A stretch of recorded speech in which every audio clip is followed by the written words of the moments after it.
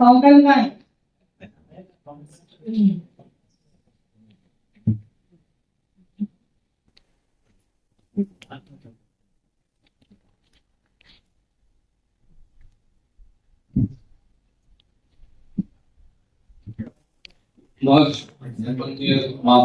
माफी सभागृह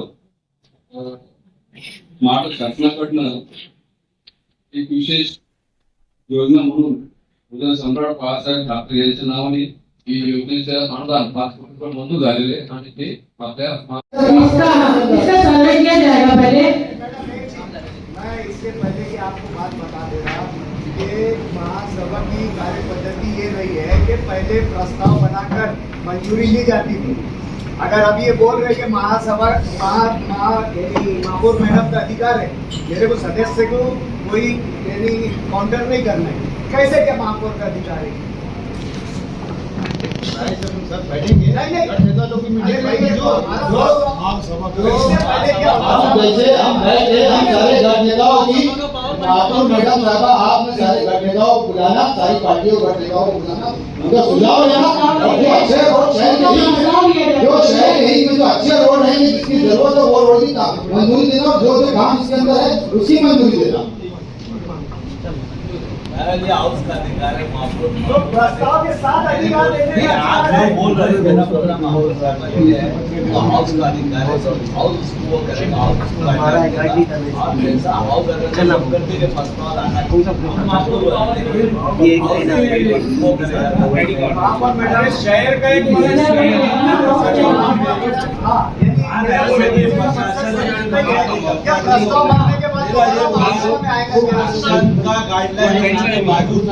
शासन का सारा होने के बाद शासन मैं तो ये भी बोलूँगा कोई भी अनुदान हाउस करने के बाद प्रशासन की गवर्नमेंट की गाइडलाइन देने के बाद क्या होने के बाद ना हमारे अकाउंटेंट्स है ना हमारा आयुक्त है ना उस पर कोई अमल में नहीं होती।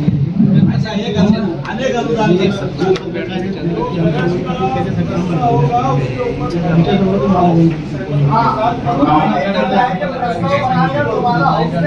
महापौर मैडम आपका अधिकार है। अभी ये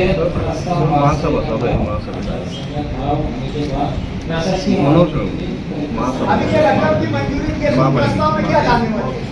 इसकी मंजूरी तुम दोबारा महासभा से लेंगे।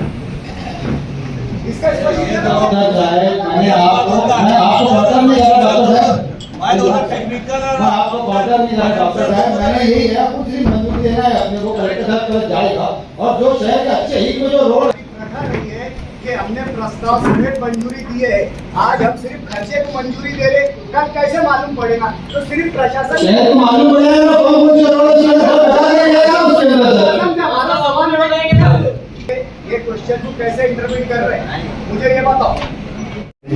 मैं समझता हूँ पूरे ऑल महाराष्ट्र की बात, एक हमारी पूरी शहर की जितने भी नगर सेवक है, मैं समझता हूँ सबकी तरफ से ये विषय है, ये धार्मिक विषय है, चाहे गीता हो, कुरान हो, बाइबल हो, चाहे कोई भी धार्मिक कोई भी किताब है जो हम पढ़ते हमारे धर्म के अनुसार, हमारे इस्लाम के अनुसार जो हम पढ़ते हैं, हमारे मरमीन को हम जो सारे स्वाब इसके जिसको कुरान शरीफ होते हैं, हिंदू भाइयों के गीता है ना, बाइबल है, जितनी भी ऐसी किताबें धार्मिक किताबें उसको पढ़ने के बाद ऐसा होता पुरानी होने के बाद उसके वजह लिखा जाता है और उसकी बेउन्नति होती है।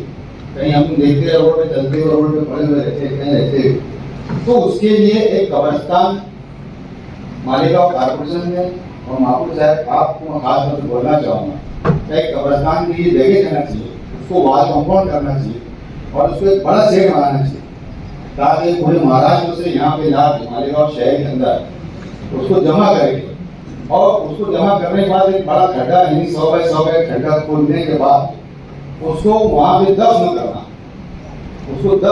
ताकि उसकी बेउम्मीदी ना हो। खासतौर से जैसे हमारे मालेगांव के अंदर जो सोनापुर कब्रिस्तान जिसको बोला जाता है, एशिया का सबसे नंबर 1 बड़ा कब्रिस्तान माना जाता है। पूरे महाराष्ट्र से जो कुरान शरीफ है हमारे जो मदरसों के अंदर पढ़ा जाता, घरों के अंदर पढ़ा जाता, वहाँ भी लाया जाता और उसको यहाँ से दूर आंध्र प्रदेश के अंदर गुलबर्गा शहर करके एक शहर है, वहाँ भी लिया तो उसको दफन किया जाता। तो मेरी महापौर मैडम से गुजारिश है पूरे हॉल की तरफ से मैं बात बोलना चाहता हूँ कि यहाँ पे एक जगह ऐसी देना कारपोरेशन है ना, 3 से 4 एकड़, उसके ऊपर एक बड़ा शेड बनाना, उसको वॉल कंपाउंड करना, वहाँ पे पानी की व्यवस्था करना, लाइट की व्यवस्था करना, और उसको एक साथ साथ मैं ऐसा बोलना चाहूँगा महापौर मैडम, उसको एक नाम देना चाहिए मौलाना बारी, जो हमीदिया मस्जिद के बड़े कब्रिस्तान के बहुत बड़े महाराज है, उसका एक नाम देना चाहिए। मेरे सर प्रस्ताव है। शहरात जेवढे महापुरुषांचे पुतळे असतात त्यांना जो कंपाऊंड केला असतं त्या महापुरुषांच्या पुतळ्यांच्या अवतीभोवती काही जाहिराती लावतात तेव्हा पुतळ्यांचे उत्तम होते। याच्यात माझी सुपारी घ्या। ये मालेगांव में ज्यादातर डॉक्टर बीओएमएस डॉक्टर यहाँ खिदमत ध्यान देते हैं। बीएचएमएस, बीयूएमएस और बीएएमएस ये 3 एक इक्विवेलेंट है, ये एक जैसी डिग्री है, लेकिन देखने में आता है अफसोस की बात ऐसी है कि बीएमएस और बीएचएमएस इनको सरकारी नौकरियों में इनको नौकरियां मिल जाती है और इनको अलाउ करते हैं। इसके अलावा बीएमएस डॉक्टरों को सरकारी नौकरियों में अफसोस की बात है जब उनको अलाउ नहीं किया जाता। आज 2010 में मालेगांव शहर में पोलियो के केसेस पाए गए थे, तो 2011 में उस वक्त के मेरे ख्याल से डॉक्टर भरत आरोग्य अधिकारी थे, तो उन्होंने आरसीएच स्कीम की जो गवर्नमेंट के वो चलाते थे प्रोग्राम था आरसीएच, उसमें उन्होंने कहा कि कुछ लोग जो लसीकरण होता था, टीका लगाया जाता था बच्चों को काली खांसी का, टीबी का, और उसके साथ साथ पोलियो के डोज दिए जाते थे, तो उसके लिए कुछ लोगों का ऐसा था कि डोज को पोलियो डोज पीता नहीं था, अभी टीके लगाते नहीं थे। उस वक्त के डॉक्टर ने ये वो किया कि तो यहाँ के जो लोकल डॉक्टर है, जो बीएचपी डॉक्टर है, इनकी क्यों ना इनकी खिदमत की जाए। उस वक्त इन लोगों को यहाँ पर कारपोरेशन में लगाया गया और उन डॉक्टरों ने इतना अच्छा काम किया कि अल्हम्दुलिल्लाह मालेगांव से तो पूरे देश से पोलियो खत्म हो गया। उसके बाद आज भी महापुर साहब 2011 से आज तक वो लोग अपने हॉस्पिटलों में अपनी खिदमत को अंजाम दे रहे हैं। आज भी 1000 के लगभग ओपीडी निकलती है हारून अंसारी हॉस्पिटल में। हमारे यहाँ पर एमबीबीएस एमडी डॉक्टर आते हैं, वो कुछ दिन रहते हैं, उनका पगार उनको पूर्ति नहीं जाती, वो चले जाते हैं। लेकिन आज भी नाइट में रात भर यही बीओएमएस डॉक्टर अपनी खिदमत का अंजाम देते हैं। उसके अलावा जितने आरोग्य केंद्र है मालेगांव में, वहाँ पर भी 70,000 पॉपुलेशन के एरिया में वही बीओएमएस डॉक्टर बैठकर वहाँ की जो माँ बहनें हमारे हमला माँ बहनें रहती है, उनको जो भी टीका लगाना चाहिए उनके वो रेगुलर करते हैं। तो ऐसे लोगों के साथ ना इंसाफी हो रही है महापौर मैडम। तो मेरी प्रशासन से गुजारिश, ठीक है साहब आपने प्रस्ताव भेजा, ये करा, लेकिन यहाँ पर मैं अपने डॉक्टर साहब है, हेल्थ ऑफिसर, और मैं उनसे बहुत अच्छी आशा रखता कि पॉजिटिव इंसान है। आपने डॉक्टर साहब थोड़ा इस चीज को फॉलो करना चाहिए। और कैसे ये लोगों की खिदमत साहब अपन 2010 से 2011 से इनसे अपन काम ले रहे, 10,000 की पेमेंट से ये लोगों ने शुरुआत की डॉक्टर साहब ने। और कई ऐसी चीजें है, ठीक है, कोविड वगैरह का मामला हमारे सलीम भाई बताएंगे, बहुत ये ओरिजिनल होता है यहाँ पर। और ये कारपोरेशन की इज्जत तो आज नहीं संभाले, बड़े डॉक्टर यहाँ आते रहेंगे और करते नहीं, अपने जितने भी हॉस्पिटल है कारपोरेशन के यही बीओएमएस डॉक्टर और यही लोग संभालते हैं। इसीलिए आपने खुद से डॉक्टर साहब पर्सनली इसके ऊपर वो लेके कैसे प्रस्ताव कैसे क्या करना चाहिए और इनको परमानेंट करना चाहिए, ऐसी मेरी सूचना गुजारिश। महापौर मैडम ये जो विषय आया है और इसमें जो आपने बताया कि 2010 की महापौर मैडम, ये एक अहम सवाल है बीओएमएस डॉक्टर का। मालेगांव शहर में एक बड़ी तादाद बीओएमएस डॉक्टर की है। जब महानगर पालिका को जरूरत पड़ती है तो बीओएमएस डॉक्टर हमने मानदंड भी लगाया है, इसके अलावा भी हम उनकी मदद लेते हैं। मगर ऐसे अभी जैसे प्रशासन की तरफ से बोला गया कि उसमें टेक्निकल प्रॉब्लम आता है गवर्नमेंट, महाराष्ट्र गवर्नमेंट की तरफ से, कि आयुष में 3 डिग्रियां हैं, बीएमएस, बीयूएमएस और बीएचएमएस, जिसमें से बीएमएस और बीएचएमएस ये तो अप्रूव्ड है, मगर बीयूएमएस का मसला जैसे प्रशासन ने बताया ये हर वक्त आता है। कई गवर्नमेंट के डीआर है जिसमें ये तीनों कैटेगरी को इक्वल स्टेटस दिए, ये बराबर है, और महाराष्ट्र गवर्नमेंट का भी डीआर है।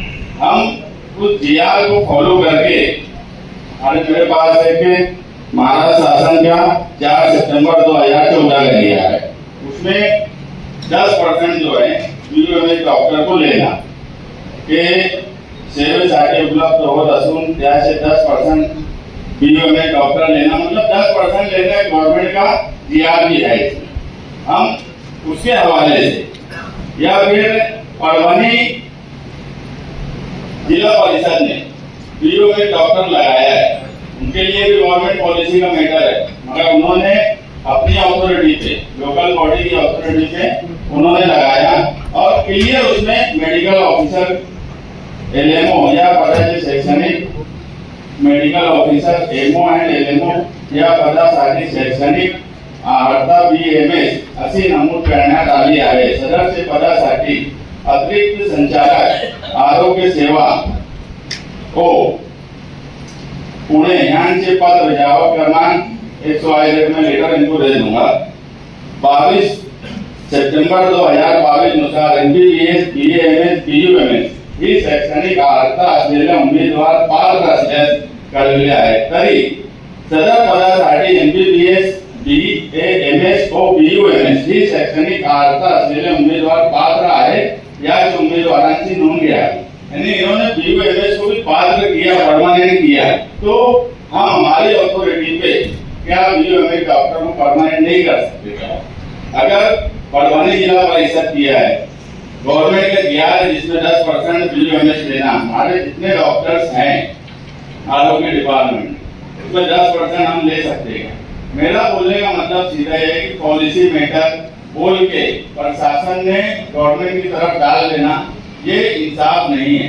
रास्ता निकालना ये प्रशासन का काम है। हम अगर महासभा हॉल में ये विषय लिए तो सबको मालूम है कि ये पॉलिसी मैटर है, ये तो गवर्नमेंट की तरफ जाएगा।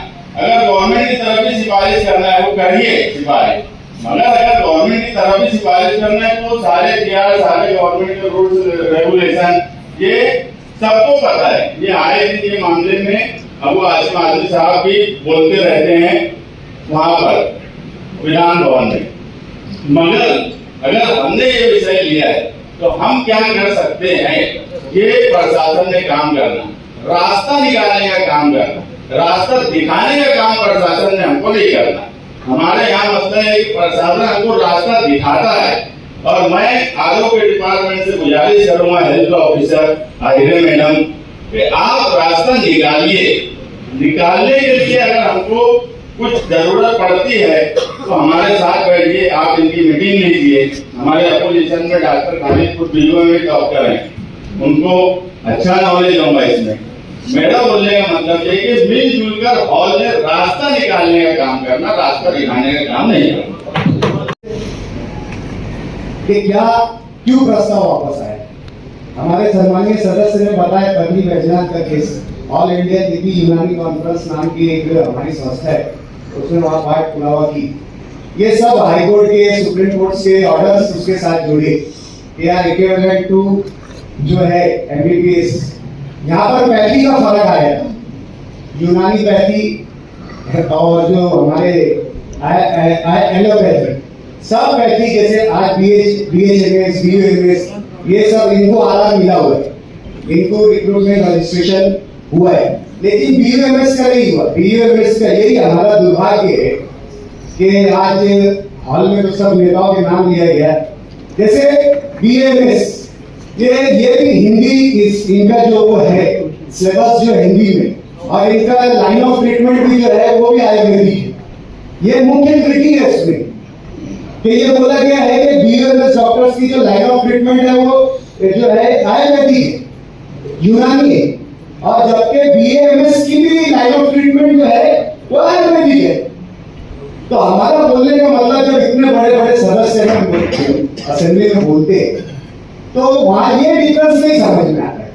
आज ऑल इंडिया यूनानी दिव्य कॉन्फ्रेंस ने परली बैजनाथ में क्लियरली बोला था कि हमारा इक्विवेलेंट टू एमबीबीएस है, सुप्रीम कोर्ट का जजमेंट लगाकर उन्होंने दिए, और वहां पर शासन को ये बात मान्य करना पड़ी अपनी टिप्पणी में कि आप अपनी स्वयं अनुसार अपने उस पर वो भी ऑर्गेनियम पर परमानेंट नहीं है, लेकिन उनको जो मानदंड, उनको जो पैसा दिया जा रहा है, मानदंड दिया जा रहा है वो मालेगांव महानगर पालिका नगर पालिका के जो डॉक्टर्स थे उन्होंने एमबीबीएस के वो निकाली थी पर उसके वो जो पेमेंट जो है उनको दिया जा रहा है।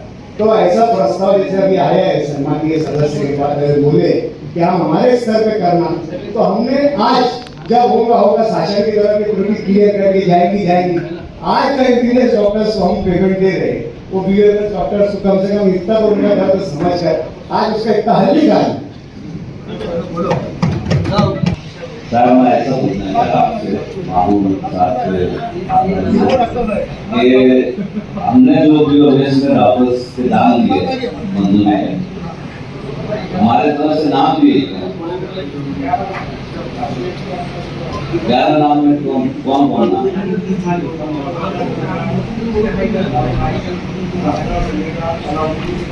Doctor Salina Mohammad doctor Salina Iqbal doctor Duniya Abdul Samad doctor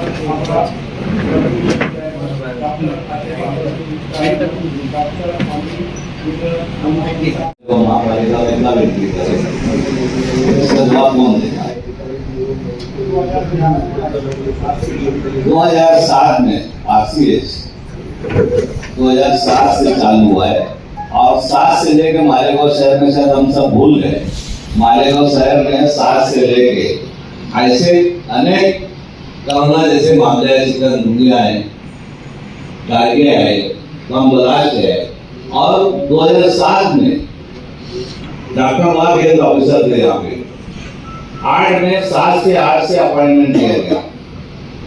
इसमें 2 जेंट्स थे 3 लेडीज थे। इन लोगों का तो कहीं भी नाम नहीं है बीओएस में और आज भी तुम्हारे यहाँ कर रहे हो लोग का इसकी मालूमात कौन देगा। डॉक्टर लतीफ है, डॉक्टर अनीस है, खालदा मैडम है, फातिमा मैडम है, अकबरी मैडम है, ये 5 लोग जो है हमारे यहाँ पे ये 5 लोग सबसे पहले मालेगांव महापालिका में 2007-8 से ये बीओएस के लोग जो हमारे एंट्री करे और आज भी ये लोग हिम्मत कर रहे हमारे यहाँ पे, आज भी कर रहे, आज भी ये लोग कर रहे। और ये तो कोरोना जैसे तो आखिर में मैं बता रहा 7 से आज तक उनकी खिदमत है, इनके नाम क्यों नहीं है, क्यों उनके साथ भेदभाव किया गया है? ये तो सब बात के बच्चे हैं, ये सब बात के आने वाले लोग हैं। आज भी उनको ऑर्डर के लिए मालूम है लाइन लगाना पड़ता, भीख मांगना पड़े, तुम्हारे जैसे लोगों को बोलना पड़ता उनको, आज भी वो हिम्मत करते हो लोग। इमाम बाज नाम आई नहीं ना, आएगा नाम इसमें आयो तो साहब महबूब रेडा साहब आपके माध्यम से माननीय कमिश्नर साहब से पूछना चाहता, ये 5 लोग बता रहा हूं आपको, शायद ये स्थापना के लोग इनको नहीं पता है, ये 7 से है 8 से है, ये 5 लोग इधर कहीं जिक्र भी नहीं है। आज उनकी उम्र जो है 55 साल है, 56 साल है, 54 साल है, तो वो टाइम में उनकी उम्र क्या थी? क्यों भेदभाव किया जा रहा? चलो ठीक है आज उनकी घायल हो गई है, लेकिन कम से कम वो जब तक हयात है मालेगांव महापालिका ने उनको लेके चलना चाहिए, उनका सब कुछ करना चाहिए। जैसे डॉक्टर खालिद ने बोला कि भाई नहीं एमबीबीएस के बराबर, कम से कम उनका आज जायज सी बात है कि हमारा सुपर लेता है महीने का 40,000 35,000 रुपए, ये डॉक्टर है और इन्होंने सिर्फ सलाम में लिए भी नहीं। नीलेश भाई आपको शायद पता होगा कोरोना जैसे हाल में उन्होंने ज्ञान से लेकर समस्या भाई को 16 तक किया लोगों ने। ये 5 लोगों के नाम इससे जवाब कौन देगा? है क्या? मैं तो आपको बताता हूँ, मेरा ऑर्डर मंगोगे लोगों का, मैं 7 से बता रहा हूँ, डॉक्टर वार के वक्त से 80 से ये लोग 5 लोग काम कर रहे, आज भी तुम्हारे काम कर रहे, इनका नाम क्यों नहीं? नहीं आप लगे तो बोलो। 2022 को इनको ऑर्डर दी थी और अभी doctor Anees, doctor Sheikh Afreen, doctor Abdul Ali Sharma, doctor Ajmal, doctor Shahid Rafi और खालिदा, ये अभी आपका मानधन में है 6 साल। मैडम माँ को फिर बोला आप कब मालेगा वहाँ पालेगा मैं, तो मैं 5 से 11 तो फिर आपको क्या मालूमात होगी? जो हमने नहीं, जो तुम्हारे को वही तो बोल रहा हूँ ना। मैं आपको क्या बता रहा, अरे उनको मालेगा वो खिदमत में तुम्हारे हेल्थ ऑफिसर डॉक्टर वाग ने ये 5 को सर्टिफिकेट दिया है इनके खिदमत का, इनके नाम नहीं है, इनके नाम आइट नहीं है, से बात नहीं है। अगर जायज सी बात है, ये चीज मेरा अपना बोलना प्रशासन से ये है कि यार ठीक है, आप मैं तो मुबारकबाद दे रहा हूँ, जैसे अभी भी इससे पहले भी जो लोग लड़ते आ रहे इसके ताल्लुक से, यूएस के ताल्लुक से, तो मैं आज बोलना चाहता कि जो लोगों ने 7 और 8 से खिदमत कर रहे तो इनको क्यों नहीं? ये आज भी ड्यूटी चलेगी मैडम आपके यहाँ, मैं जो नाम ले रहा हूँ, हमारे गाँव हमारे यहाँ पे मालेगांव महापालिका में एमबीबीएस 2 डॉक्टर थे, डॉक्टर हुस्नुद्दीन, डॉक्टर गफ्फार, ये एमबीबीएस डॉक्टर 2 थे हमारे यहाँ पे। जलाल जो थे वो भी उमेश से शायद मेरे अंदाज से, ये 2 एमबीबीएस से, ये 7 आए 5 डॉक्टरों ने पूरे शहर में मैं बता रहा, चाहे चिकनगुनिया बोल रहे, कंपलाट बोल रहे, नाम है कितनी बीमारियों का सामना करे, कई फूड पॉइजन जो लोगों ने सामना किया शहर भर में, उनके नाम नहीं है इसमें।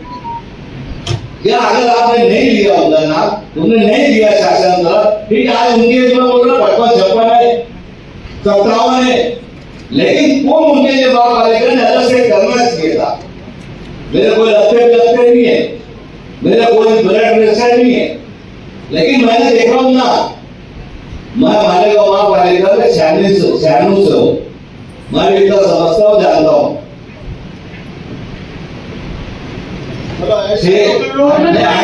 बोलने का मतलब मेरा ये सिर्फ है 500 से ये मामले के अंदर, अरे ऐसे अनेक मामले, कितने मामले बोले के भाई, ये कौन की बात हो गई है? आपके पास जवाब पूरे प्रशासन अपना इंचार्ज को देखू मैं, तुम्हारे ऊपर और कोई है? तौसीफ साहब है, तौसीफ साहब को आया तो साहब है, उन्होंने जवाब देना ना, दो ना।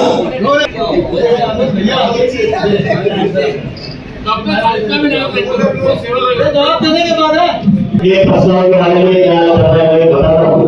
तो ये जो है आईसीएस, तो एनएचएम आईसीएस और अपने आस्थापना यहाँ से डॉक्टर लिए गए हैं। मैं बोलता हूँ 2.5 साल से हूँ, 12 इतनी आई है कि ये 6 महीने के लिए है, 11 महीने के लिए उनकी मुद्दत खत्म हुई, उनको निकाल दो।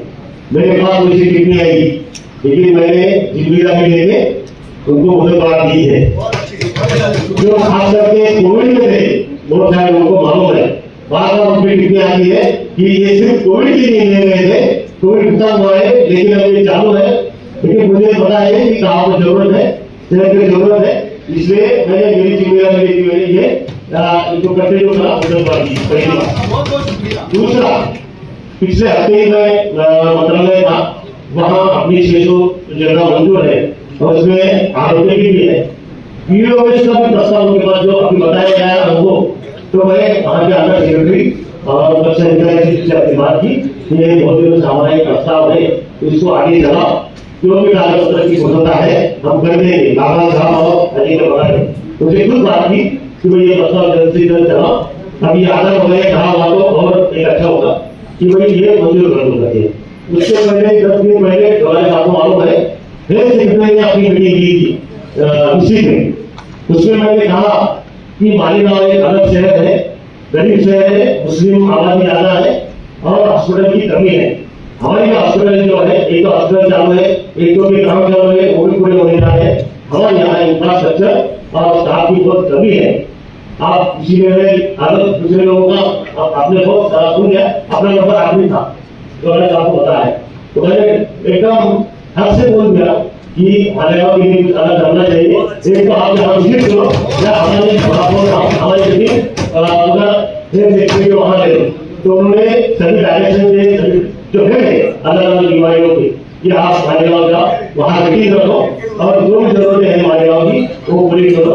तो जल्द से जल्द वो टीम आने वाली है। जो स्टाफ है, जो जिसकी मंजूरी है, मैं वो जल्द से जल्द हो जाएगी। और इसमें कहता हूँ कि जो नाम लिए आपने नाम पे आगे करेंगे, मतलब स्टाफ जो है ये खाना करके आपको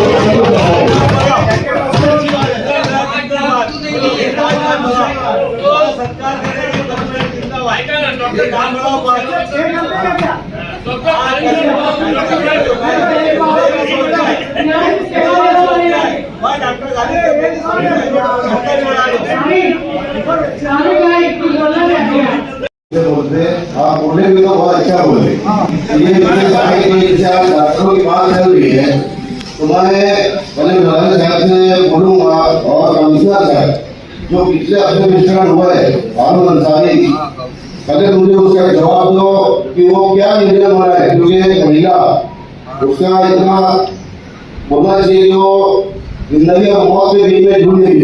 और वहाँ 6 डॉक्टर जो है जो विरोध करना है, एक भी फोन डालने के लिए तैयार नहीं। मैंने डॉक्टर साहब को फोन किया, उसके बाद कमिश्नर साहब को मैं इसको गवर्नमेंट में लेके जा रहा हूँ और आपको इसकी पूरी फीस देना रहेगा।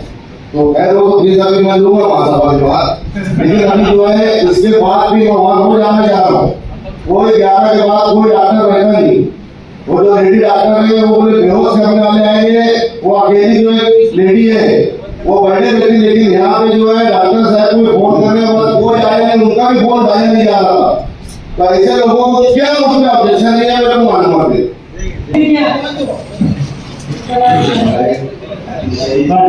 गंभीरपूर्वक आणि जबाबदारी सर्व सभागृहाची मानतो की आपल्या शहराची लोकसंख्या जवळपास आपण 8 ते 10 लाख म्हणतो आणि आपले डॉक्टरची संख्या स्पेशलिस्ट डॉक्टर आपल्याकडे BMS आहेत, आपण आपली कॉर्पोरेशन BMS वरती चालवतो जे आपला विषय आपल्याला आपला डॉक्टरांना एवढ्या डॉक्टर टीम रोजची आपण आकडेवारी देतो की मागच्या वर्षामध्ये आपल्याकडे 2,34,000 पेशंट हालमात्री येऊन गेले, त्याच्यामध्ये 23,570 पेशंट आपण ऍडमिट केले, त्याच्यामध्ये जवळजवळ 1,445 आपण नॉर्मल डिलिव्हरी केली आणि 536 सिलेंडर आपण मागच्या वर्षी दिले.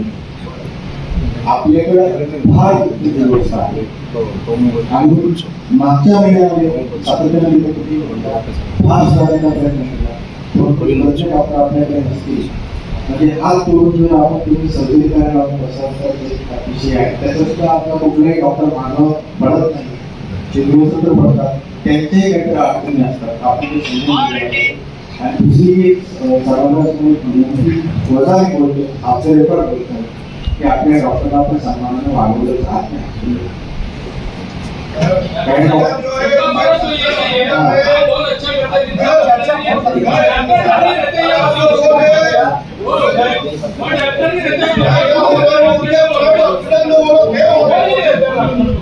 आपल्याकडे त्या दिवशी कॉल केली, स्वतः रात्री 12 वाजता कॉल केली.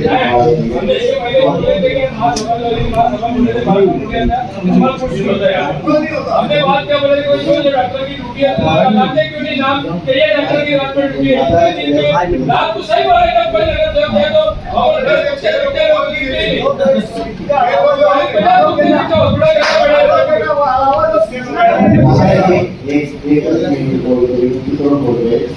की आपल्याकडे एकच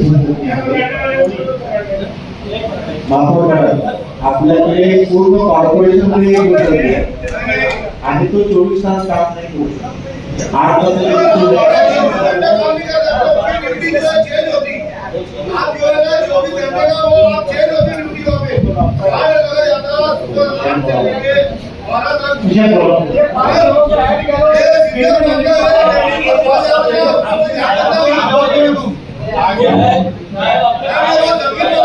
पोस्ट भरने के लिए फौरन भर्ती निकालो.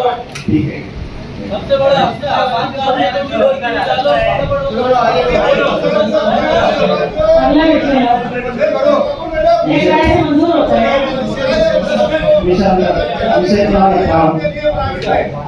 उनका पैसा भी आई तो देंगे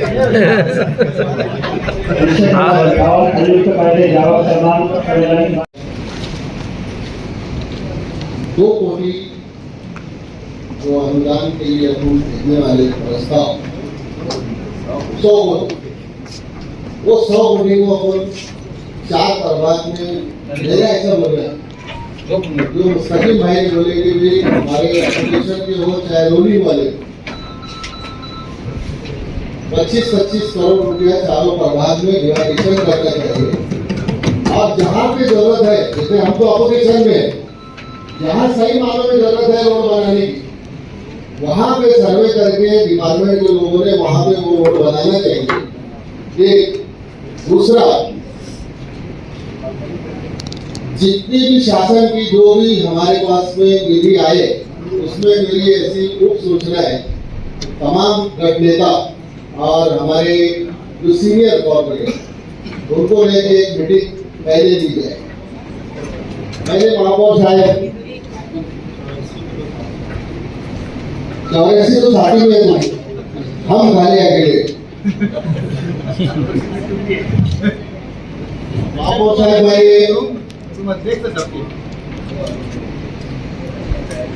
अपने समाजवादी पार्टी निहाल अहमद के ऑफिस के पास से लेकर एटीटी हाई स्कूल तक, एटीटी हाई स्कूल से लेके अंबेडकर ब्रिज, अंबेडकर पुतले, बाबा साहेब अंबेडकर का पुतला और बाबा साहेब अंबेडकर पुतले से लेके शिवाजी महाराज का पुतला इतना खराब हो चुका है। मैं मुस्तकिल भाई ने ऐसे बोले कि जहाँ जरूरत है वहाँ पे करना जरूरी है, तो मैंने एक लेटर दिया हूँ, ये तीसरे महीने में लेटर दिया हूँ 11/3/2026 माननीय महापौर के नाम से। तो इसके ऊपर महापौर साहब ने सीरियस थोड़ा सा मेरा ये बोलना है कि ये रोड पहले डलना चाहिए और बहुत बड़े बड़े खड्डे हैं वहाँ पर। मैं शॉर्टकट ही बोलूंगा, महापौर साहब बोले तो मेरा ये बोलना है कि भाई वार्षिक टेंडर जो रहता, वार्षिक जो खड्डे भरते जो अपने पेशवर का, तो उसका टेंडर है या निकलने वाला है? नहीं, सुनो, कौन जवाब देगा? नहीं, जवाब कौन देगा?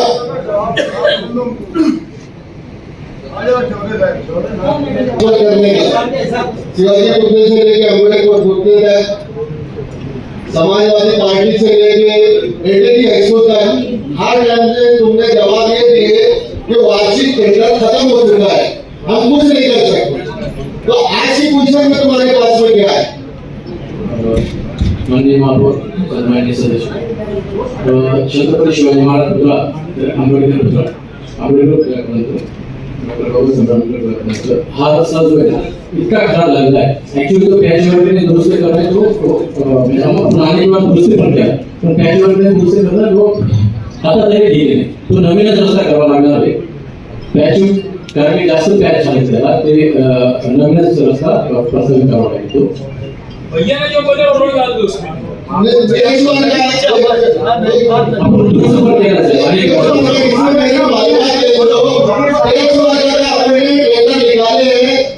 या टेंडर निकालने वाले हैं, मेरी मालूमात में 60 लाख रुपया, 60 लाख और तो सुनो 60 लाख रुपया अपना लेट हो गए, टेंडर नहीं निकला, 60 लाख रुपया। तो ये 60 लाख रुपया किसका नुकसान हुआ? ये नुकसान किसके हुआ? उसमें जवाब देगा। ये जो 25-26 डिपार्टमेंट कौन है इसका जवाब देने वाला? नहीं, इसका जिम्मेदार डिपार्टमेंट जो है वो अकाउंटेंट है, लेट हुआ है, अकाउंटेंट की तरफ से लेट हुआ, उसने जवाब देना। हमारा बोलना ये विषय स्टैंडिंग कमेटी में आया था, उसी वक्त हमने बोले थे कि क्या 24-25 में कोई सन आया ही नहीं, क्या कोई तिवारी नहीं आया क्या? फिर तुमने काम किए तो बजट गया था, 60 लाख रुपया बजट गया था, वो उसका कैसे करेंगे? क्यों लेट हुआ वो बता मुझे। 25-26 में 1 कोटी 60 लाख बजट था, तो उसमें अपन 1 कोटी का टेंडर मार दिया था, एक के हिसाब से 1 कोटी का। और उसके बाद जब आपको लगा कि और ये जो 7 लाख बचे उसका भी टेंडर कॉल करना चाहिए, आपने उसका भी टेंडर कॉल किया था, मगर मार्च के हिसाब से वो बजट लैप्स हो गया। सिर्फ मेरा एक प्रश्न ये है कि सदस्य की तरफ से प्रश्न आया कि 25-26 का जो है वो लैप्स हुआ। क्या 25-26 जो सन में काम निकालते तो क्या यही कारण? नहीं सर, आपने वही बोल रहा हूँ 1,60,00,000 था, उसमें 1 कोटी का टेंडर कॉल किया गया था, उसमें जो बचे हाँ वो जब काम निकालने वाले थे। आपको मैडम आपको एक बात बोलना आपने बहुत अच्छी बात है।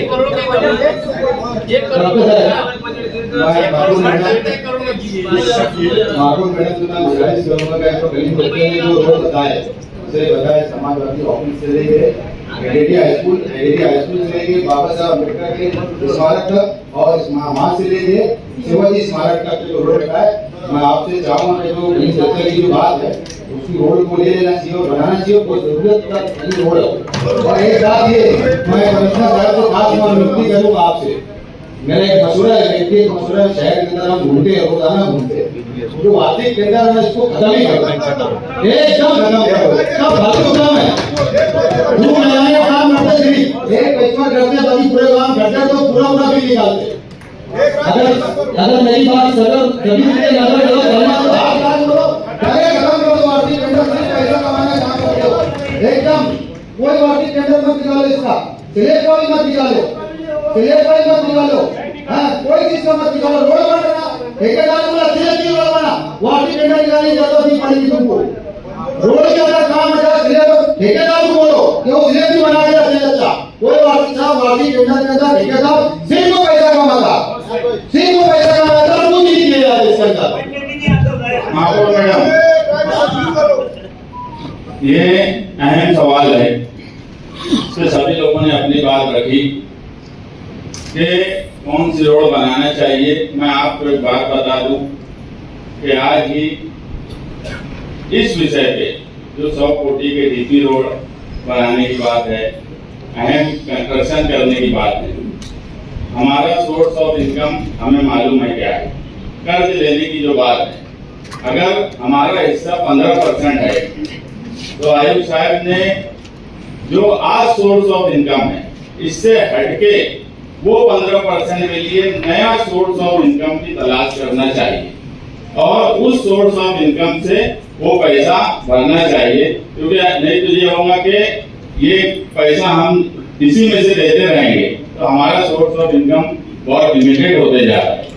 दूसरी बात ये है कि मैं पूरे हॉल को एक बात बता दूं, अपोजिशन में जो लोग हैं उनको भी बता दूं, शिवसेना वाले जो अपोजिशन में है उनको भी बता दूं कि उन्होंने भी हमारे सामने में आकर इलेक्शन लड़ा था कि आज ही सेकुलर फ्रंट के आसिफ शेख साहब ने मुझे एक बात बोली कि 100 करोड़ के काम में तुम लोग पक्षपात मत करना, हमको शहर का चेहरा मोहरा बदलना है और ये मत देखना कि टेंशन चौक से अब्बास नगर की तरफ रोड जा रहा है तो किसका वार्ड है, निहाल साहब के ऑफिस से जो रोड कलीम भाई सुझाए वो किसका वार्ड है, ये मत देखना।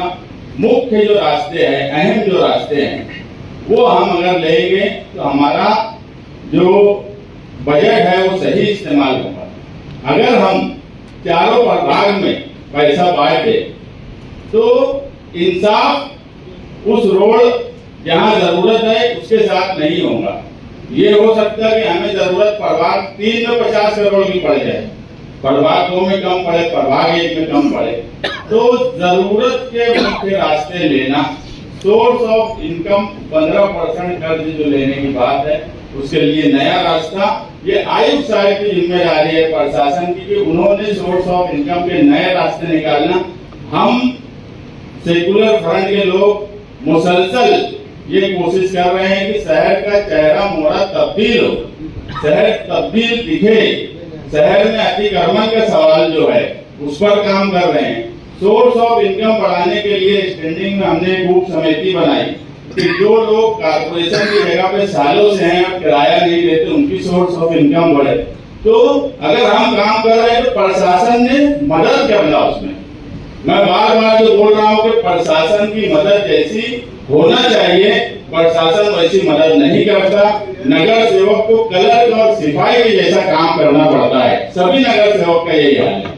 प्रशासन को हम अगर एक काम बोलेंगे तो जब तक हम उसका रास्ता उनको नहीं बताएंगे वो काम करना ही नहीं जानते। तो सोर्स ऑफ इनकम बढ़ाने की कोशिश कीजिए और रास्ते में पूरा हॉल अपोजिशन के लोग, शिवसेना और हिमायत के लोग ये इत्मीनान रखें कि हम इंशाअल्लाह जो जरूरत की रोड है वो देंगे। हम ये नहीं देखेंगे कि हमारे रिश्तेदार वालों का वार्ड है वहीं दी जाए, क्योंकि मुख्य रास्ते जो है वो शहर के बीच से गुजरते हैं। इसलिए वार्ड पार्टी ये इसमें सवाल नहीं है। आप सब लोग इत्मीनान रखिए, प्रशासन जो रिपोर्ट देगा मेयर साहिबा उसकी सिफारिश करेंगे और इंशाअल्लाह इंसाफ सबके साथ होगा।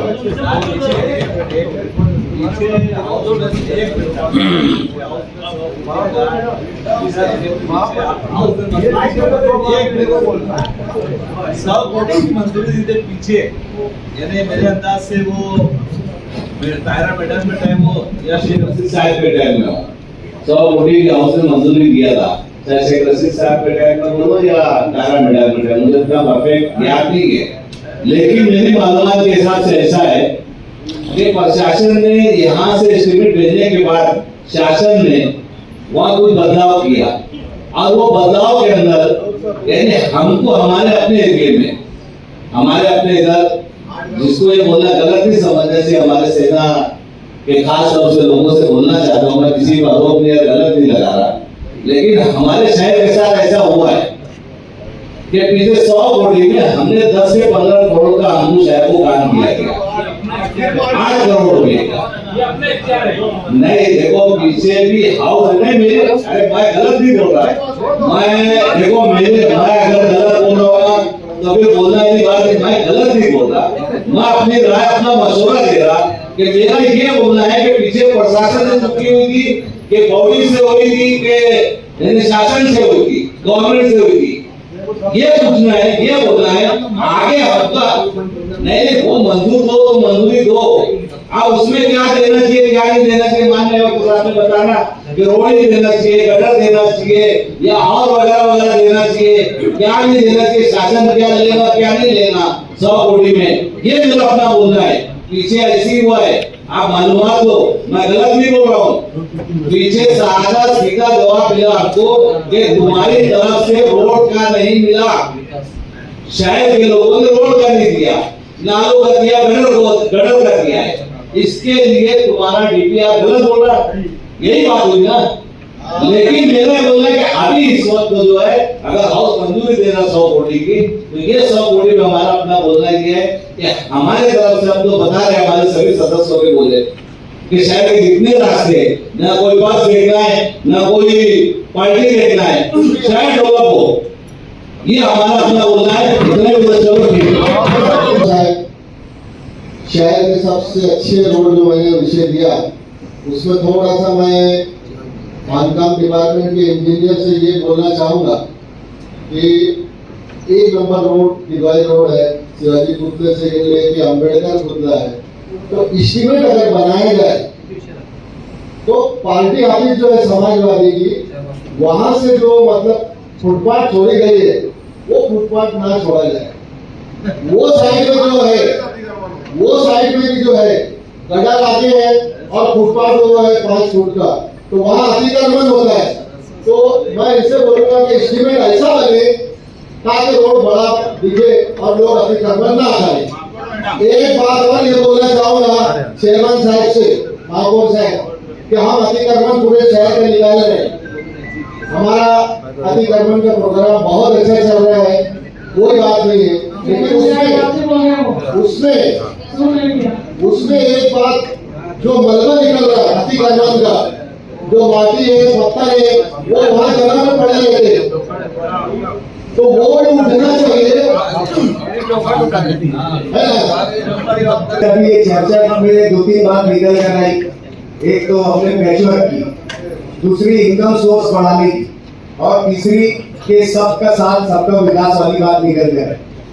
मैं ये बोल रहा कि जहाँ ऐसी इतनी बात आ रही तो प्रैक्टिकली वो चीज करो ना। इस पर समिति गठित कर लो, समिति गठित करके हर विपक्ष के सदस्य को ले लो, गठ नेता को ले लो, ज्येष्ठ सदस्य को ले लो। और दूसरी बात, जहाँ इनकम सोर्स की बात है तो इनकम सोर्स के लिए हमें हमारी मालूमात में ऐसे आ रही कि कॉर्पोरेशन के कुछ प्राइम लोकेशन पर बीओटी के तत्व पर जो है वहां पर हम टेंडर निकालें, तो एक कंपैरेटिव स्टेटमेंट बनाओ कि बीओटी तत्व पर देने से हमको ज्यादा फायदा है कि हम खुद उसको विकसित करेंगे तो ज्यादा फायदा है। कॉर्पोरेशन अगर अपने लेवल पर कोई कॉम्प्लेक्स बनाए तो उसके क्या डिपॉजिट भी, हेवी डिपॉजिट भी आएगा, और जो है भाड़े तत्व पर उसका कैलकुलेशन कर लो कि महानगर पालिका को बीओटी तत्व पर देने में फायदा है या अपने आप में अपन ने खुद बनाकर उसको जो है शहरियान को देना चाहिए ये। और तीसरी बात जो है पैचवर्क का जहाँ मसला आया, मेरा ऐसा बोलना है कि हमने तो श्रेणी में भी ये प्रश्न करे थे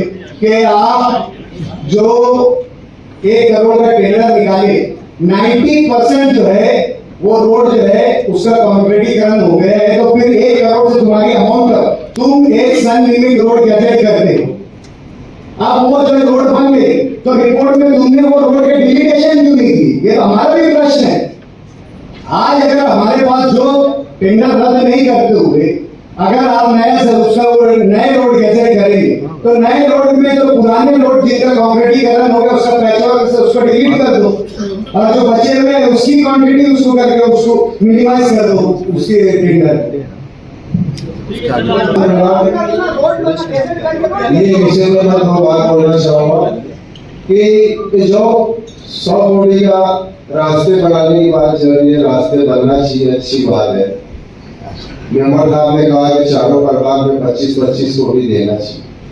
मेरा ये बोलना है कि प्रशासक राज में जो रोड बनी है या उससे पहले बनी है, आरएमसी रोड बनी है, उसकी कब तक मुद्दत है कि ठेकेदार से कि अगर वो रोड खराब हुआ तो उसको बना करके देना, नहीं तो ये जो नीति आ रही जो रोड अभी बने हैं खराब हो गए हैं शहर में कितने रोड, तो क्या वो रोड वापस उनको बनाया जाएगा, या जिसने वो रोड खराब बनाया ठेकेदार ने उसको ब्लैक लिस्ट किया जाएगा, या वो ठेकेदार से काम नहीं कराया जाएगा? महाकुल मैडम, जब अगली वार्डी में हम लोग थे तो मालूम से रसी साहब हम लोग से कहा करते थे कुसुमा रोड जब बनी तो हम चारों कारपोरेटर में भी उसका बजट लगाया। उन्होंने ये कहा था कि तुम्हारा बजट ये रोड में दे दो, इसको बहुत अच्छी हमने को बनाना है। मैं बता रहा हूँ आपको, हमारे चारों कारपोरेटर का बजट लेकर वो रोड इतनी हेवी बनी थी कि वहां से 70-70 टन की गाड़ियां गुजरती है। वो रोड अभी खराब नहीं हुआ। आप कब्रिस्तान से सुलेमानी मस्जिद से पवारवाड़ी तक जाओ, अब्दुल्ला मदरसे के पास वहां पर रोड में बड़े बड़े खड्डे पड़े हुए काली, ऐसी कई रोड जो आरएक्सी बोल के 20 लाख 50 लाख करोड़ों रुपए की है, वो रोड 2 साल में खत्म हो गई है। तो मैं सिटी इंजीनियर साहब से बोलना चाहूंगा, जब काम चालू होता है तो इनका काम है वहां पर विजिट करने का, वहां पे विजिट होना चाहिए, कौन सी कॉलोनी में काम हो रहा है इन्होंने देखना चाहिए।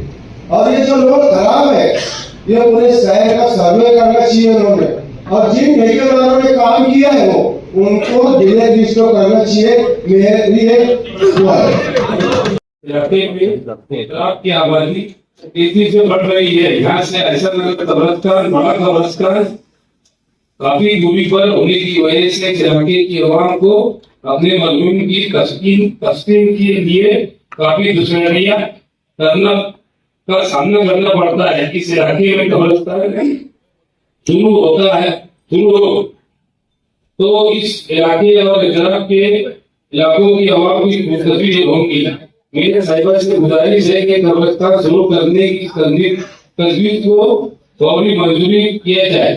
साथ ही साथ में शेख हुक्मरान शेख उस्मान कुरैशी बिरादरान ने इस्लाम पार्टी की जानिब से शुक्रिया अदा करता हूँ। इन्होंने एक नेक काम को अंजाम दिया और अपनी करोड़ों की जमीन कारपोरेशन के हवाले करके कब्रिस्तान शुरू करने की गुजारिश की और सर्वे नंबर 107 वहां पर भी पूरा अधूरा काम पड़ा है, वो कब्रिस्तान को भी चालू करना चाहिए।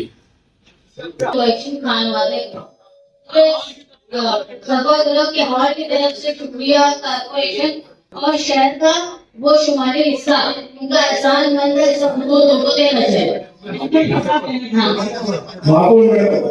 दरेगांव शिवार 114 में जमीन मांगी तो शेख गोबरा शेख उस्मान कुरैशी इन्होंने 2 एकड़ जगह पे कब्रिस्तान उन्होंने तैयार किया है। वालगांव जनाजा हॉल सब रेडी है।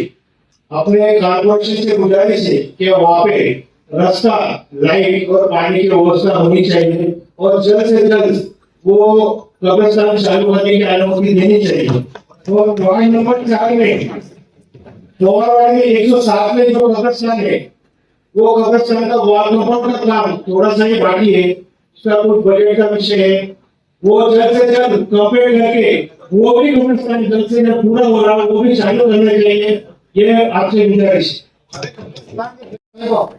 आपने हमें बोलने का मौका दिया, आप इस शब्द को जा रहे हैं।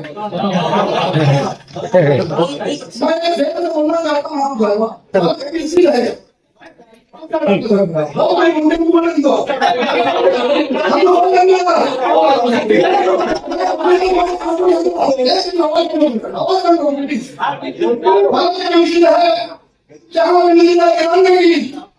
हमारे लिए आपसे हम माने माहौल का वार्ड नंबर 3 एक ग्रामीण भाग, वार्ड नंबर 3 एक ग्रामीण भाग है, वार्ड नंबर 9 एक ग्रामीण भाग है। हमारे वार्ड का गाँव में 75% दादा मुझे साहब की असेंबली हल्के में आता है और 25% वार्ड हमारा पालेगांव सेंटर में आता और मेरे वार्ड में 56 महीने हैं, 56 महीने पूरे भाई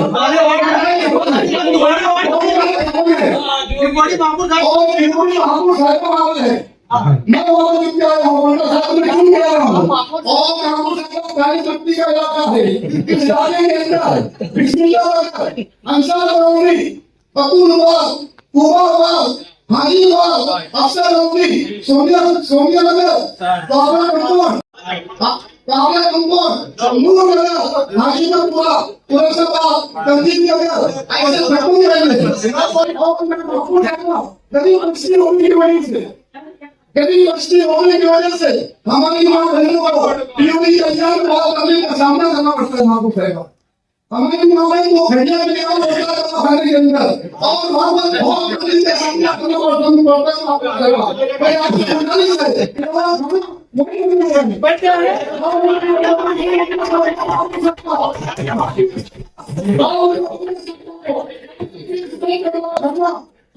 आसमान में क्या मुझे लगता है कुछ बहुत क्या मुझे मैं यहाँ के लोगों से कहना चाहता हूँ, मैं यहाँ के निम्बों के आप भी हम भाग इसके हमारे इसमें आप कुछ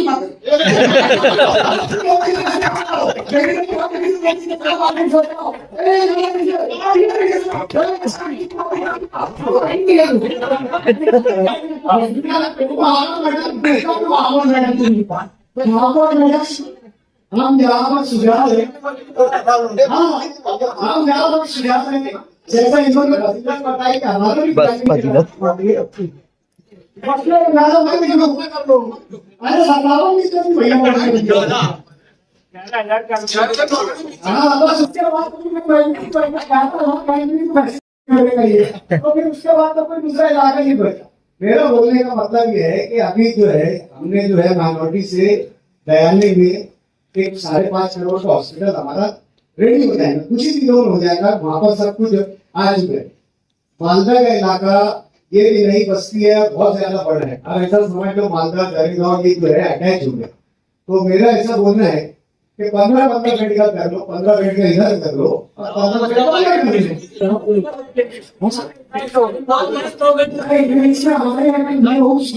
और अगर नहीं डॉक्टर साहब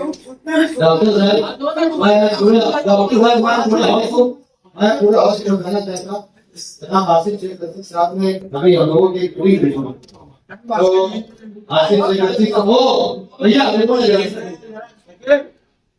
आसिफ शेख साहब इस्लाम पार्टी के तमाम नगर सेवक, समाजवादी के नगर सेवक और कांग्रेस के नगर सेवक अच्छा एक मीटिंग में बात तय थी कि मालदा में डाल डॉक्टर साहब आप बता तो सोमवार भाड़े के ऊपर तो आबादी इस तरीके से बढ़ रही है तो अल्लाह के चाह आप लोगों को खुशी अपने शहर के लोगों को मिली वहाँ पे 5 करोड़ का इंशाल्लाह अल्लाह ने चाह बहुत बेहतर हॉस्पिटल बना के साहब के नाम से साहब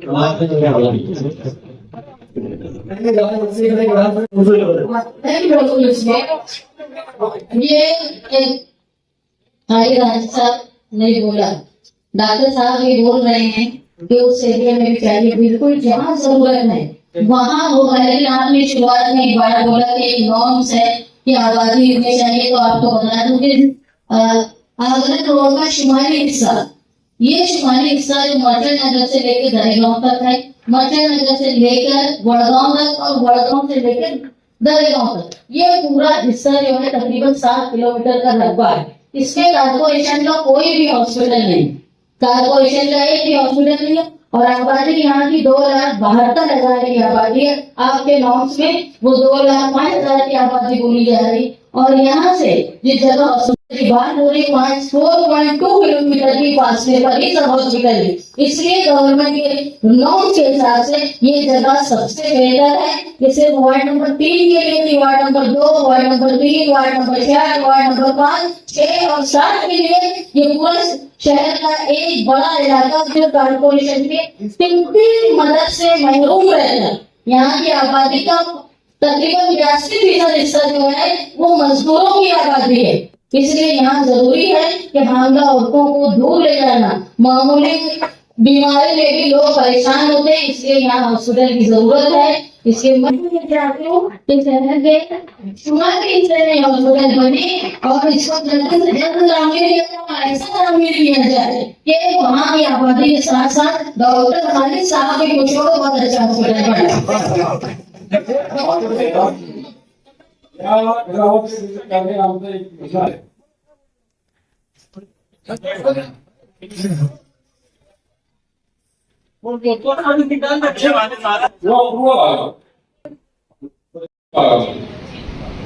फक्त एक हॉस्पिटल आहे महापालिकेत आणि इकडं जवळपास 4 आता खाली साहेबांनी सांगितलं की 5 कोटी जाऊन एक हॉस्पिटल येते। तसं आमच्याकडे स्लम भाग हा मोठ्या प्रमाणात जर कॅम्पामध्ये 21 बेड झालं तर दरेगाव भाईगाव म्हणजे वार्ड क्रमांक 1, वार्ड क्रमांक 2, वार्ड क्रमांक 10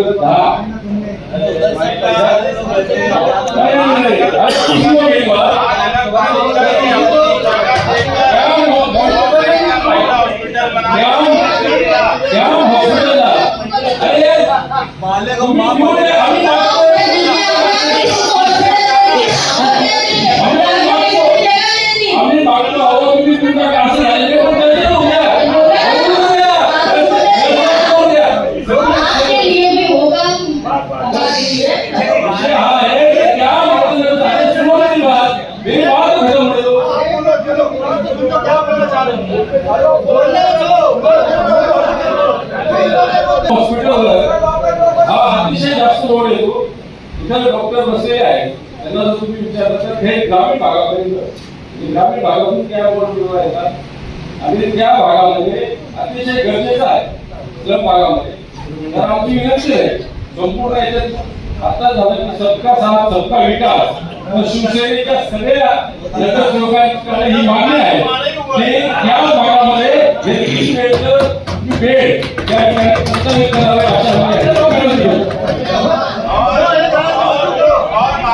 से कहे कि सबका साथ सबका विकास, मालेगांव सेंट्रल पे ध्यान दो।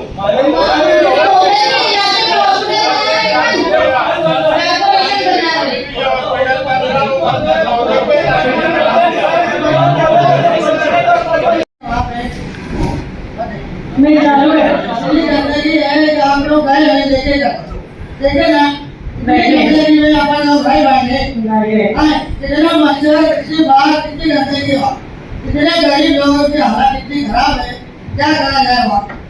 इतने पानी की गाँव भरी वहाँ पे, पानी नल में इतना गंदा पानी आ रहा है वो लोग पी नहीं पा रहे। काम होना चाहिए कब तक बारिश से पहले, ये बारिश तो हम लोग को ज्यादा सख्ती है, बेचारे गरीब है, ट्रैक के काम पे जाते हैं, हमें लगती रिव्यू करते हैं, इतने गरीब है, हमारे खुद रिश्तेदार वहाँ पे जाके बसते और हमारे पड़ोसी है सब, उसी के बारे में आपसे बात करना।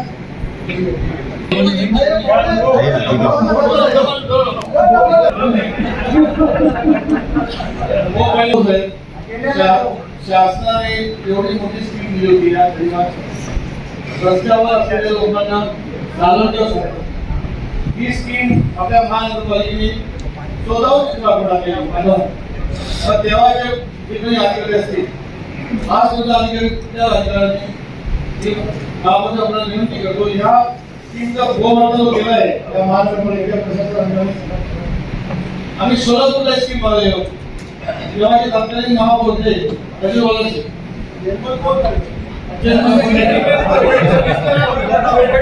या स्कीम बद्दल मला काय वाईट वाटलं तर ही स्कीम एवढी सुंदर होती आम्ही बिल्डिंग कॉलनीमध्ये 10,000 घरांचं याच माध्यमातून बांधलं होतं बरोबर एवढी चांगली स्कीम तिथे बनवू शकते मग इथे का झालं नाही याचा मला मोठा प्रश्न दुसरी गोष्ट आपल्या प्रशासनाने अशी काय झालेली आहे की एवढी सोन्याची लंका म्हटली जाईल असं ती होती तिचा बगाल सोडा नाही आज रेल्वेचा भाग वाईट आशीर्वादच आपल्या महानगरपालिकेत भेटणार कारण 11,000 घरं 11,000 कुटुंब कॉलनीमध्ये तर ही स्कीम आपण हा आपल्या महानगरपालिकेचा रेव्हेन्यू बाबू साहेब हा एकमेव आहे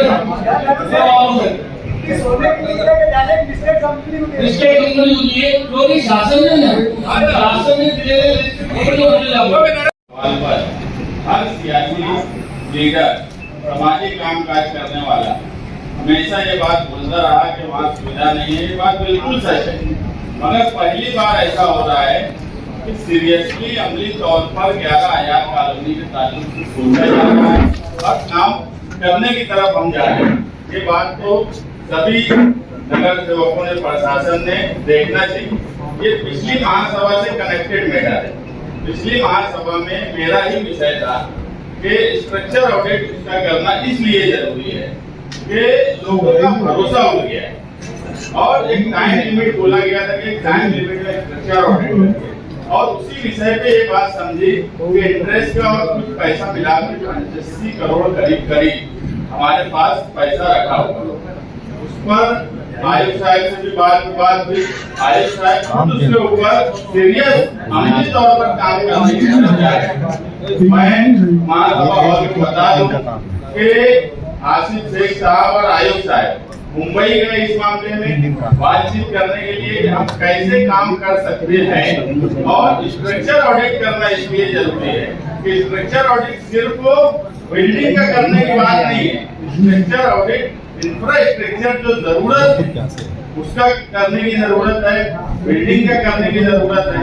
और पिछली ही महासभा में सिटी इंजीनियर साहब ने बताया कि 26 बसेस हमारी मंजूर हो गई है। उसके लिए चार्जिंग पॉइंट, वो इलेक्ट्रिक कार है, उसके लिए चार्जिंग पॉइंट का भी नियोजन कर दिया गया है। तो कहीं ना कहीं अब ये बात तो दिख रही है, पीछे क्या हुआ उस पर अगर हम जाएंगे तो आगे क्या करना है उस पर नहीं जा पाएंगे। आगे उन लोगों को कैसे सुविधा दी जाए और मालेगांव के लोगों का भरोसा कैसे बैठे कि लोग वहाँ शिफ्ट होना शुरू हो। आज अगर हम किसी को बोलते हैं कि 11,000 कॉलोनी में जाना है तो वो फौरन इनकार करता।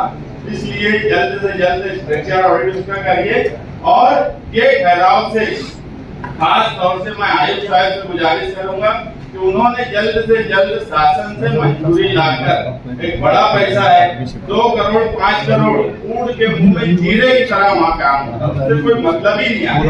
अगर अच्छे तरीके से इतनी बड़ी रकम है तो सही इंफ्रास्ट्रक्चर के तहत पीछे सिटी इंजीनियर से मैं कभी उस बात के लिए खुश नहीं हूँ कि वो स्कीम को उन्होंने जिस तरीके से उसको शिफ्ट किया वो तरीका ही बिल्कुल गलत था, मगर उस पर बात नहीं करना है। मुझे अब ये बोलना है कि खास तौर से इंजीनियर और सिटी इंजीनियर ने उस पैसे का अगर आयुक्त साहब मंजूरी लेके आते हैं तो ऐसा कोई नियोजन बनाए कि लोगों को सही मानों में, अगर हम लोग आप बैठे हैं, अगर हम ईमानदारी से अमली तौर पर कोशिश कर रहे हैं तो प्रशासन का भी काम है कि वो ईमानदारी से मेहनत से उन लोगों के लिए काम करे और उनको ऐसी सुख सुविधा दे कि आगे से लोग खुद हमको बोले 11,000 कॉलोनी में हमको जाना है। ऐसे हालात हमें मिलजुल कर पैदा करने की जरूरत है। इसी के साथ मैं कहूँगा कि सबकी सहमति से ये विषय पास किया जाए और आयोग साहब इसे जल्द से जल्द मंजूर करके सबकी सहमति से मंजूर होता है विषय।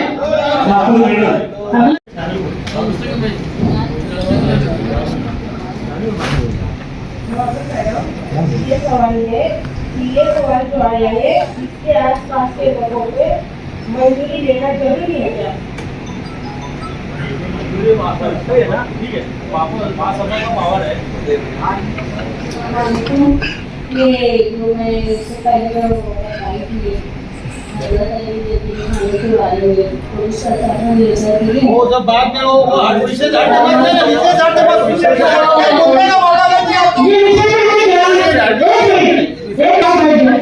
वो मैं विषय की बात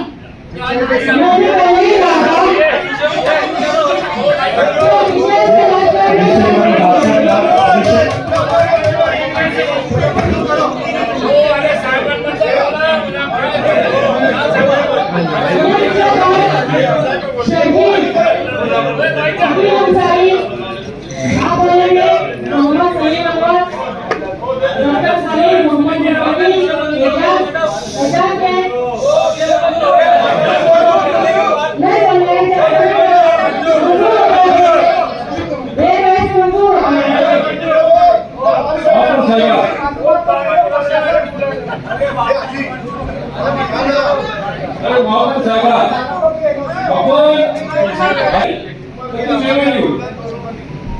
तर या शहराच्या नागरिकांच्या आणि या सरकारच्या विफलतांच्या काय त्या ठिकाणच्या भावना आहे या भावना समजून घ्या।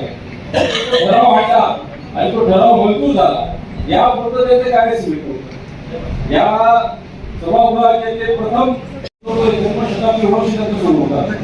तर या संदर्भात मालेगावला या साहेबांच्या अनुषंगाने मालेगावचा इतिहास आणि या साहेबांचं कार्य हे महाराष्ट्राला कळायला अशा पद्धतीने ती मांडणी व्हायला आणि त्याच्या संदर्भात एक विशेष महासभा फक्त या साहेबांच्या कार्यावर या ठिकाणी व्हायला झाली आणि त्याचबरोबर मालेगाव महापालिकेने असा कार्यक्रम करायला पाहिजे जन्मशताब्दीचा आमच्या मागे चर्चा झाली होती की आता बायोपिक येत आहे या साहेबांवर जर बायोपिक काढायची म्हटली तर एक पिक्चर मध्ये ते पूर्ण होणार त्याला वेब सिरीज आहे 8-9 तासाची अशा पद्धतीने त्याचे अनेक कार्य आणि अनेक गोष्टी आहेत की असं म्हटलं जातं की लीडर रोड है जो लोगों की सुने लीडर हो जो लोगों को बताए सरीगा दिखाए अशी जी लीडर त्यांच्याबद्दल अनेक आख्यायिका आहे त्यांच्याबद्दल चांगले कोणलं गेलं वाईट कोणलं गेलं या सगळ्यांचा सन्मान राखून त्यांच्याबद्दल त्या भावना या सभागृहाने चांगल्या महत्त्वपूर्ण पद्धतीने या ठिकाणी मांडाव्यात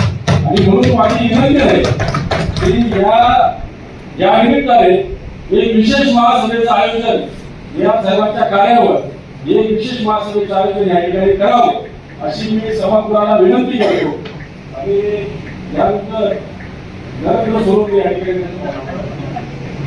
या लोकांनी न्यायालयाबरोबर काम केलं गावामध्ये त्यांना न्याय पाहिजे त्यांचं आदर व्हावं त्यांचं नाव मालेगाव या साहेबांच्या नावाने होतं साथी न्यायालय कुठे साथी न्यायालयामध्ये गाव म्हणून माझी आपल्याला विनंती फार चांगला विषय त्यांच्या संबंधी हा साधारण विषय जो आहे माझे सहकारी दिनेश ठाकरेजी बोले आपण याच्यावर विचार करून ये प्रस्ताव का हमारा विरोध नहीं है, सिर्फ हमारा ये बोलना है कि हमारी जो सदस्य है वो वार्ड की संबंधित नगर सेवक उनका समाधान सिर्फ करा दो प्रशासन की तरफ से। विषय को हमारा कोई विरोध नहीं है, मुझे प्रस्ताव जो आया है आप उसके साथ है, मंजूरी देना चाहिए, न्यायालय में साफ शख्सियत है, किसी को इतना नहीं। सिर्फ हमारा अभी इतना सिर्फ बोलना है कि एक महिला सदस्य है, उसमें मालूमात मांगी, उसका समाधान हो। वो बात छोड़ दो, मैं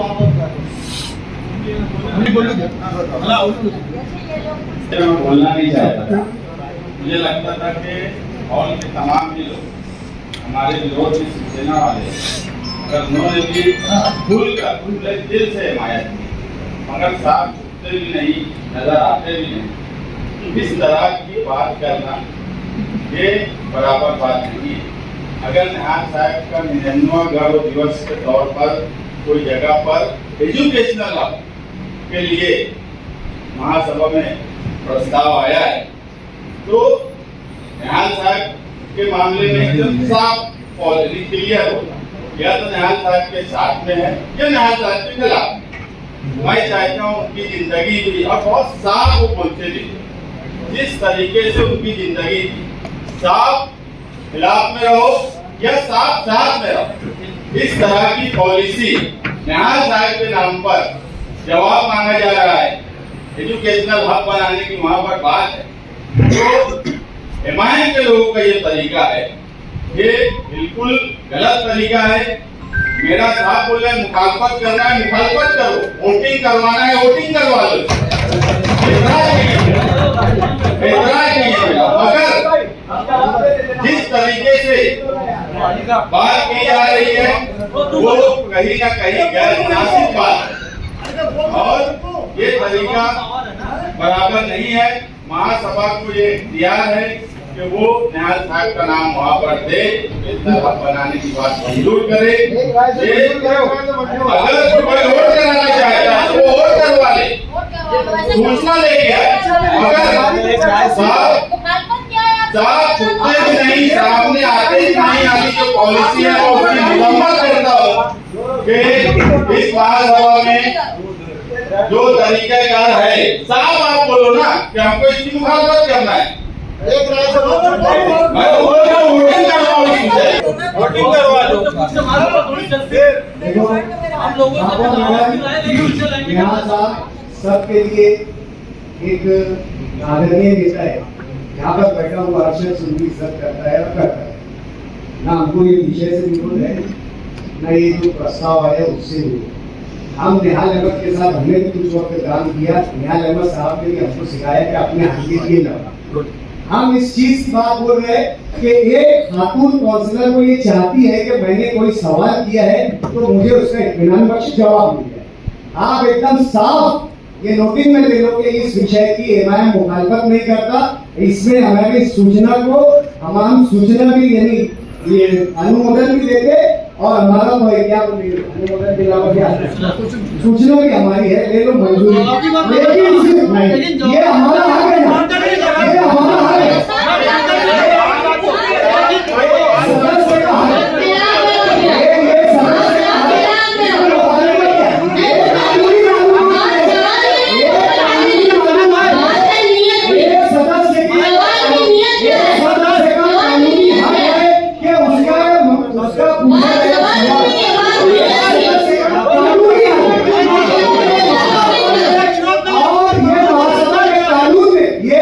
कॉर्पोरेशन एक्ट ने उसको हक दिया है कि वो अपने पूछे गए सवाल का जवाब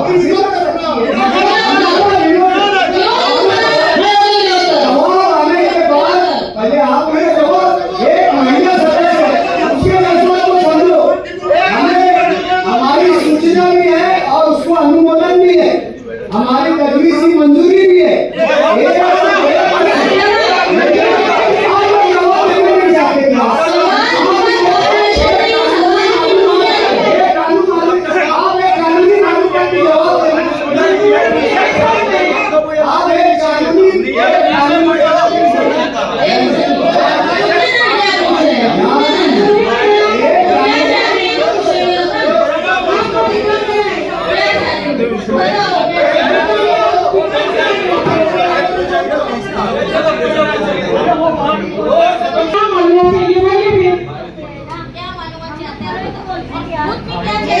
आया है तो इसके आसपास के लोगों की मंजूरी देना जरूरी है क्या? अगर कॉर्पोरेशन की जगह है तो मंजूरी की जरूरत नहीं। और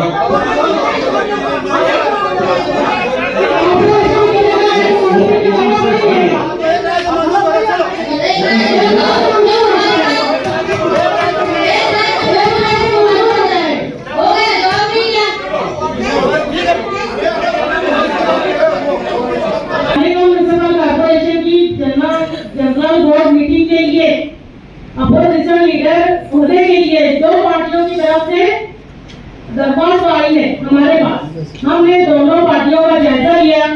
मेयर इलेक्शन में शिवसेना ने अपने उम्मीदवार को खड़ा करके एक्टिव अपोजिशन का किरदार निभाया। शिवसेना ने अपने 18 मेंबरान की साइन के साथ ठहराव करके गढ़ नेता शिवसेना के गढ़ नेता ने अपोजिशन लीडर के लिए एडवोकेट नीलेश काकड़े का नाम दिया। आज मैं उनके नाम का ऐलान करती हूँ। Opposition leader advocate Nilesh Kakade रहेंगे।